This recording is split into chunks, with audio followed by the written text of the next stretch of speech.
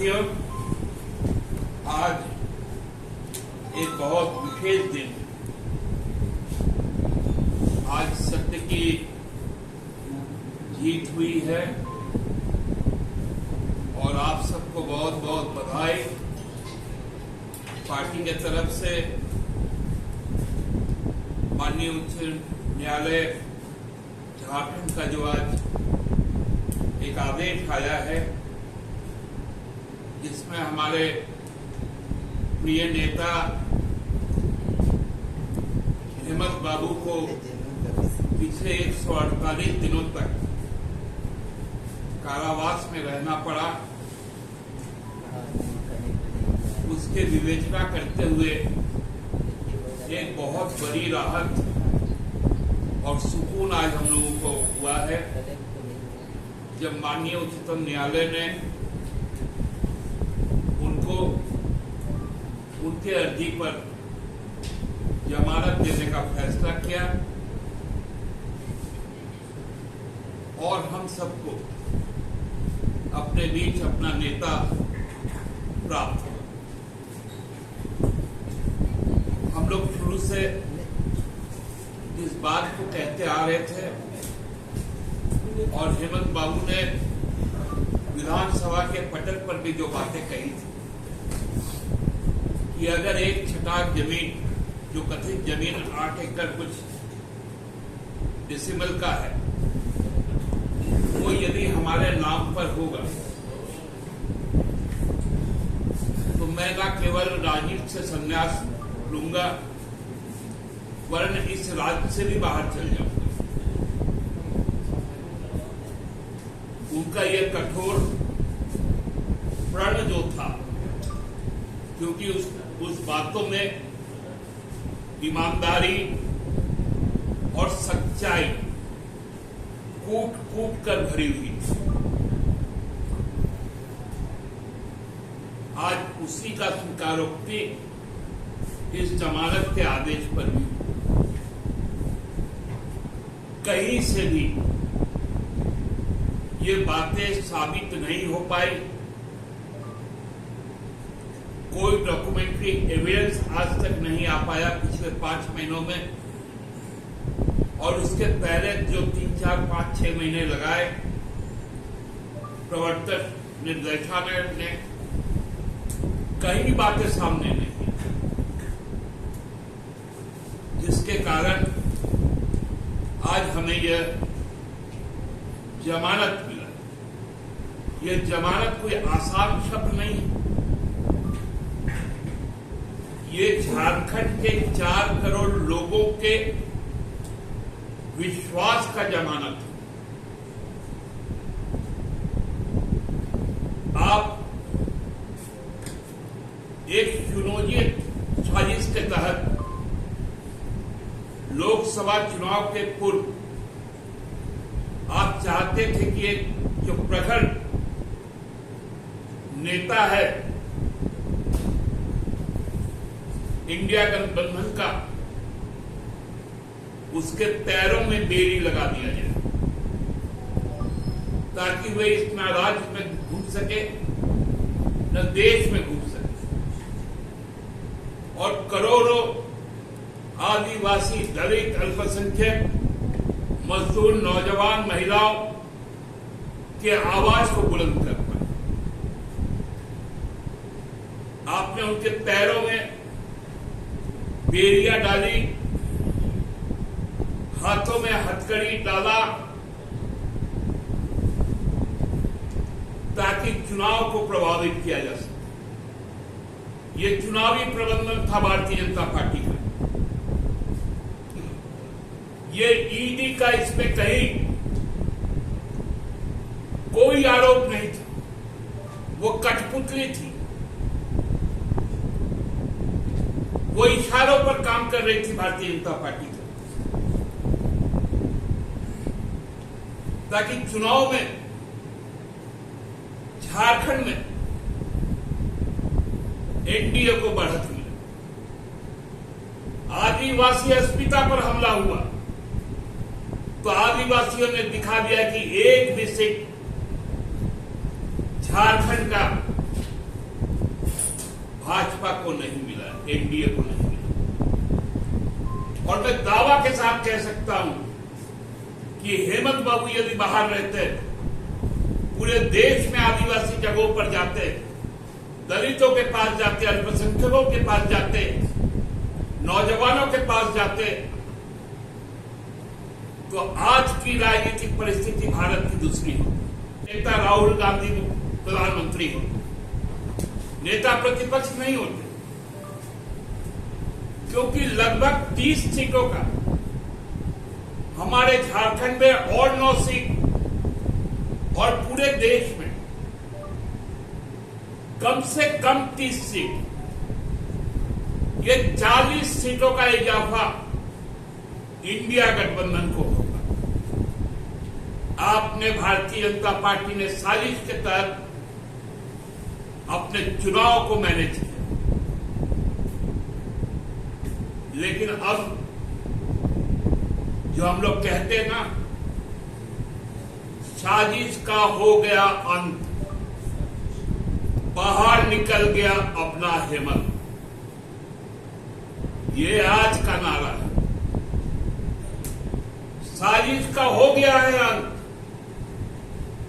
बाहर आ गया है हमारा नेता हेमंत। और जब भी आप विधानसभा का चुनाव करवा लीजिए, मैं तो चुनौती देता हूं, चुनाव आयोग कल चुनाव करवा दे, हम भारतीय जनता पार्टी को सिंगल डिजिट में रोक देंगे और अपने कुवत पर झारखंडियों की सरकार बनाएंगे। 8 एकड़ जमीन जो भूइंरी जमीन है, जो पहान की जमीन है, जिस पर बिजली का जो मीटर लगा हुआ है वो पहान का है, और कहते हैं कि वो हेमंत सोरेन का है, पीएनएल है।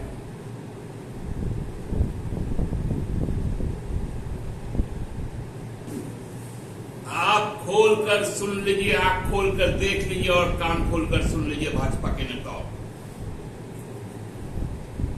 79,710 स्क्वायर किलोमीटर जो इस राज्य का क्षेत्रफल है, वो पूरा का पूरा क्षेत्रफल हेमंत सोरेन का है। 1, 2, 4 एकड़ नहीं, 79,710 स्क्वायर किलोमीटर जो पूरे झारखंड का क्षेत्रफल है, उसका जमीन का मालिक हेमंत सोरेन। झारखंडियों का प्रतिनिधि हेमंत सोरेन। आपकी जिगर भक्ति,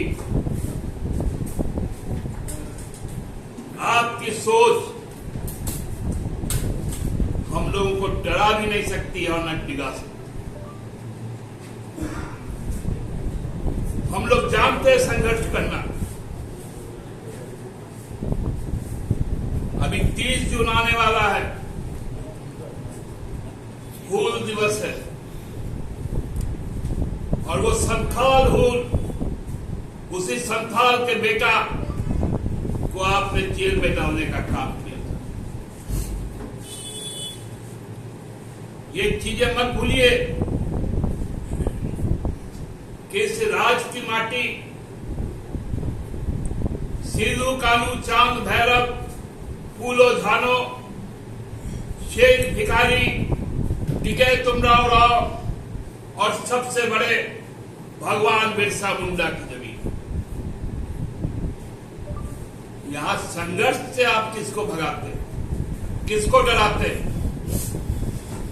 संघर्ष हमारा डीएनए है। हम संघर्ष नहीं छोड़ सकते। हम इस देश के आदिवासियों की आवाज को नहीं छोड़ सकते। दलितों के आवाज के साथ कॉम्प्रोमाइज नहीं कर सकते। अल्पसंख्यक लोगों के ईमान की लड़ाई को हम कभी भी बेच नहीं सकते, न महिलाओं के सम्मान के साथ कोई समझौता कर सकते, न युवाओं के जो आशा है, आकांक्षा है, उसके साथ खिलवाड़ कर सकते। यह हमारा प्रण। मैं पुनः आभार व्यक्त करता हूं माननीय न्यायालय के प्रति। संपूर्ण सम्मान के साथ मैं आभार व्यक्त करता हूं झारखंड के प्रतिजनों का, जिन्होंने इस संघर्ष में हमारा साथ दिया। हम आभार व्यक्त करते हैं अपने सहयोगी दलों का, जिन्होंने हमारे इस लड़ाई को लड़ने का काम किया। हम आभार व्यक्त करते हैं अपने पार्टी के समर्पित कार्यकर्ताओं का, जो एक दिन भी बिना विचलित हुए इस संघर्ष पथ को आगे बढ़ाया। और हम तमाम लोग आभार व्यक्त करते हैं प्रिंट मीडिया, इलेक्ट्रॉनिक मीडिया का, जिन्होंने हर वक्त समान रूप से हमारी बातों को सुना, हमारी पीड़ा को सुना और उसको जन जन तक पहुंचाया। न्याय की उम्मीद और संविधान पर विश्वास, यह हमारा आधार है। आप न्याय में देरी हो सकती है, लेकिन नकारा नहीं जा सकता। और आजकल खासकर बारिश का दिन,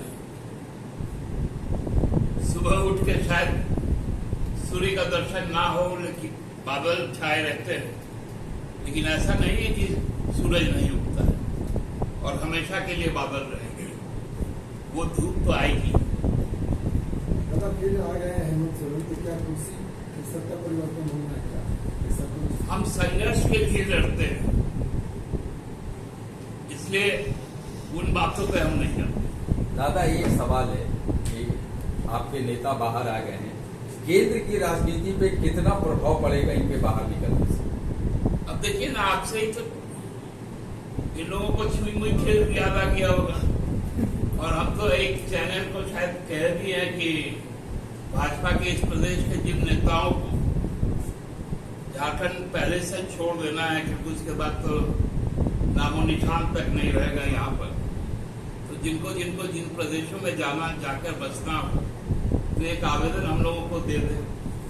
हम लोग उनके यातायात का खर्च और वहां रहने का जो भी साधन होगा या कुछ करना पड़ेगा तो वो भी करके देंगे। सर, एक केंद्रीय मंत्री और एक चीफ मिनिस्टर बागडोर संभाले हुए हैं बीजेपी का, और काफी बातें भी कहे हैं। देखिए, वो दोनों बड़े बड़े स्कैम के जनक हैं। पूर्व मुख्यमंत्री, केंद्रीय मंत्री व्यापम के जनक हैं, जिसका रूप अभी नीट देख रहे हैं आप लोग। और दूसरा जो आसाम के मुख्यमंत्री हैं, वो शारदा घोटाले के जनक हैं। वो घोटाला भी आप देख रहे, नीट में ही आके समा गया। ये लोग क्या मुकाबला करेंगे? झारखंड कैबिनेट में विस्तार की बातें सामने आ रही है, बातें सामने आ रही है तो सामने रहने दीजिए। कांग्रेस को निर्णय लेना है पहले। एक सवाल है, इस पूरे घटनाक्रम में अगर किसी का कद बढ़ा है तो हेमंत सोरेन और जेएमएम, और अब मतलब चुनाव में दिख गया कि जेएमएम जो अकेली सक्षम में झारखंड में सरकार बनी, तो अब भी क्या मतलब गठबंधन की शक्ति, चूंकि प्रदेश प्रभारी जब यहाँ से गए बोले 33 सीट, मतलब छोटे भाई से बड़े भाई की भूमिका में आना चाहते हैं। हम तो बार बार आप लोगों से कहा है 33 सीट क्यों? कांग्रेस 81 सीटों पर लड़ना चाहिए, जेएमएम को भी 81 पे लड़ना चाहिए, वाम शक्तियों को भी 81 पे लड़ना चाहिए, राजद को भी 81 पे लड़ना चाहिए, ताकि लड़ाई मजबूत हो। और जब लड़ाई मजबूत होगा तो गठबंधन जीतेगा। तो आपस में लड़ना चाहिए कि बीजेपी से लड़ना चाहिए। खबर स्तंभ।